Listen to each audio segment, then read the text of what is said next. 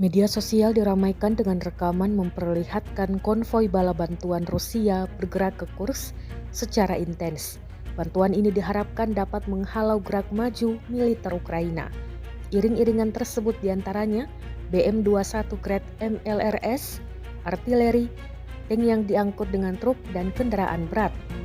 Rekamannya beredar di Telegram pada Sabtu 10 Agustus 2024. Dalam keterangan unggahan disebutkan, Rusia mendistribusikan lebih banyak bantuan pasukan, amunisi hingga tank untuk pasukan di Kursk. Kementerian Pertahanan Rusia juga melaporkan bahwa ada penumpukan pasukan yang melakukan operasi tempur aktif dengan angkatan bersenjata Ukraina di distrik Susansky. Rekamannya pun menuai berbagai komentar dari warganet.